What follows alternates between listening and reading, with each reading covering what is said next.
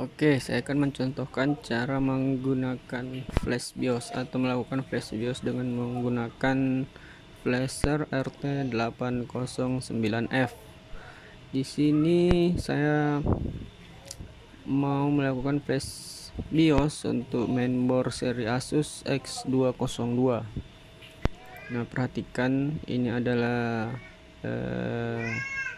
BIOSnya atau IC BIOSnya. Nah, ini IC BIOSnya.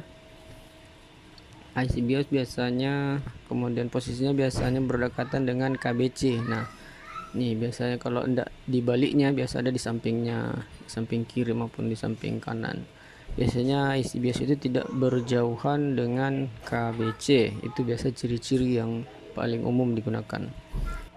Nah, yang perlu diperhatikan juga itu adalah sebelum mengangkat IC BIOS-nya itu perhatikan komponen-komponen kecil di area dekat-dekat kaki IC BIOS-nya. Itu biasanya kalau tidak hati-hati itu komponennya bisa ikut terangkat ketika melakukan pengangkatan IC. Jadi sering sekali ada kasus setelah flash BIOS itu malah makin parah rusaknya. Itu paling sering disebabkan karena terjadinya ada komponen yang ikut hilang, ikut terangkat yang tidak kelihatan karena fisiknya komponen tersebut kecil. Jadi kalau bagi pemula saya sarankan untuk sebelum mengangkat IC itu difoto dulu, difoto bagian di area IC BIOS, biar kalau misalnya terjadi hal-hal yang tidak diinginkan atau ada yang komponen yang hilang itu kita bisa deteksi bagian mana komponen yang hilang. Oke ya, kita lanjut. Nah, sekarang kita proses pengangkatan. Untuk memudahkan pengangkatan IC, ada baiknya kita resolder dulu kaki-kakinya. Ini prosesnya harus hati-hati. Biasanya kalau solder yang matanya besar, ada komponen yang ikut terbawa oleh mata soldernya. Jadi usahakan betul-betul berhati-hati, jangan sampai ada komponen lain yang tersentuh oleh mata solder ini. Jadi kita menyolder itu hanya untuk memudahkan ketika melakukan pengangkatan dengan blower. Nah, kemudian prosesnya ya kita blower IC BIOS-nya, kita angkat secara hati-hati. Jadi ini saya sarankan bagi pemula betul-betul berhati-hati, mengingat sering terjadi kasus justru setelah di flash BIOS kasusnya makin parah. Itu yang perlu diperhatikan. Panas blower juga itu perlu diperhatikan, jangan terlalu panas. Jarak blower dan IC juga perlu diperhatikan, jangan terlalu dekat, apalagi di sekitar situ ada chipset yang bisa terganggu akibat panas yang berlebih. Nah, kalau saya biasa menggunakan penutup seperti ini biar tidak terganggu komponen-komponen lain, atau jika ada bahan plastik di sekitarnya itu bahannya itu tidak menghitam atau rusak akibat panas dari blower. Oke, sekarang kita angkat IC BIOS-nya.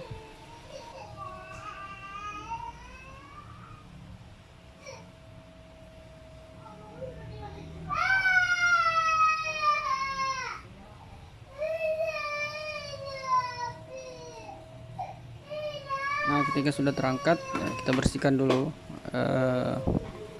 IC-nya, kaki-kaki yang utama, karena itu biasanya ada flux yang menempel. Jadi ketika dipasang di flashernya, IC-nya tidak terbaca. Kita bersihkan dengan menggunakan thinner. Thinnernya juga jangan thinner sembarang ya, beli thinner yang super, yang terbaik lah, thinner terbaik. Kalau saya biasanya thinnernya Super A+.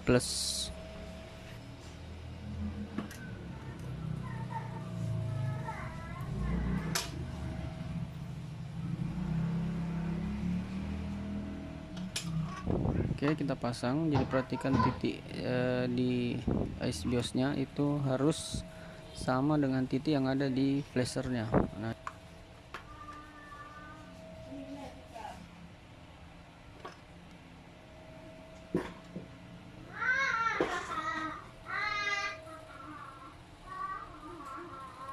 di flashernya ada titik itu. jadi disamakan, jangan sampai terbalik. Ya terbalik sih tidak masalah ya, karena kemungkinan tidak terbaca, cuman nah caranya itu kan agak ngeper tuh, pernya diturunin, kemudian masukkan IC-nya, kemudian dilepas. Nah, seperti itu. Oke, jadi IC sudah terpasang di flashernya.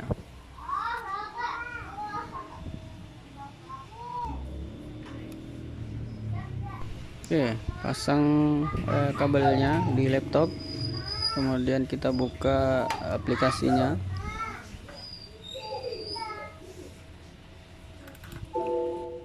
Nah, aplikasi oke, tekan ini.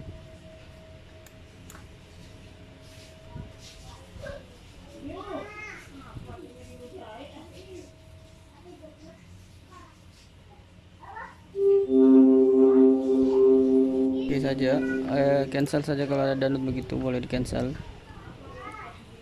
Kemudian pilih yang paling atas untuk pembacaan jenis IC. Oke, ini. Nah, pilih yang paling atas, pilih menu paling atas, biarkan sampai selesai pembacaan. Nah, kalau ada error seperti ini biasanya IC tidak terbaca dengan baik. Jadi kita bersihkan kembali, kita cabut kembali IC-nya, kita cabut. Nah, kita bersihkan kembali, masukkan lagi ke thinner, mungkin kurang bersih, atau bisa juga kita bersihkan dengan cutter kaki-kakinya. Oke, masih belum bisa terbaca ya. Sekarang kita bersihkan, kita gunakan cutter, mungkin fluxnya agak menempel, jadi kita bersihkan kembali dengan thinner. Kemudian biar lebih yakin bahwa IC bukan IC yang rusak. Biasanya sih IC rusak juga pesan errornya seperti itu. Jadi sebelum mengganti IC kita bersihkan dulu kaki-kakinya, kita krok sedikit bagian kaki-kaki IC ini biar menempel bagus di flashernya.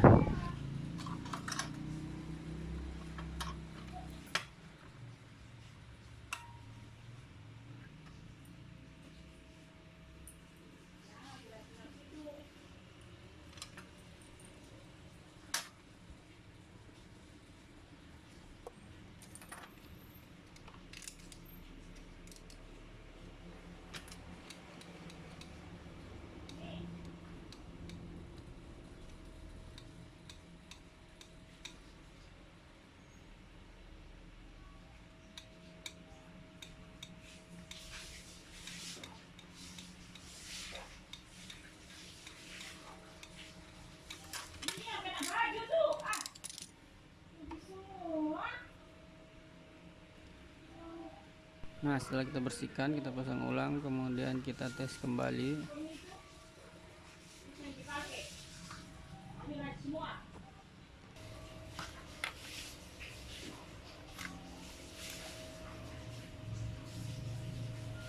Pilih menu paling atas, apakah sudah terbaca. Oke, sini sudah terbaca normal, ada tulisan oke. Perhatikan itu kode IC-nya W25K64, kemudian dengan kapasitas 8 MB. Nah, 64 bit 8 MB. Itu kapasitas atau besar penampungan IC ini. Jadi kalau IC-nya besarnya 8 MB, biasanya file yang akan masuk juga 8 MB. Oke, kita read. Nah, pilihan berikutnya di bagian bawah itu ada tulisan read, itu untuk membaca IC. Jadi kita membaca file data yang ada di IC. Nanti setelah pembacaan selesai kita save, biar jika terjadi kesalahan atau file yang akan dimasukkan kurang bagus, itu bisa kita kembalikan lagi.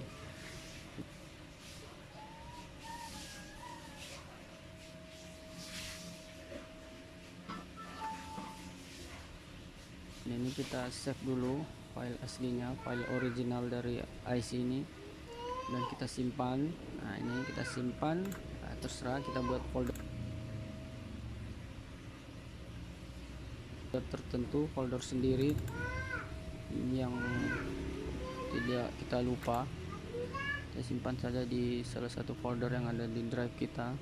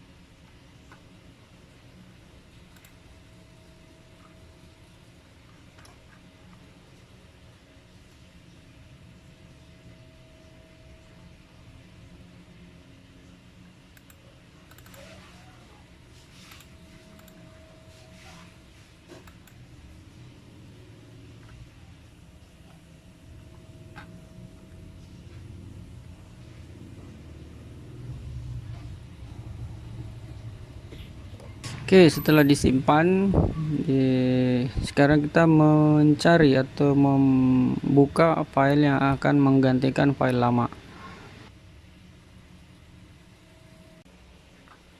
Kita tekan menu open, kita pilih di mana tempat kita menyimpan file kita. Nah, setelah kita menemukannya, kita klik saja file yang akan dimasukkan ke IC BIOS tersebut.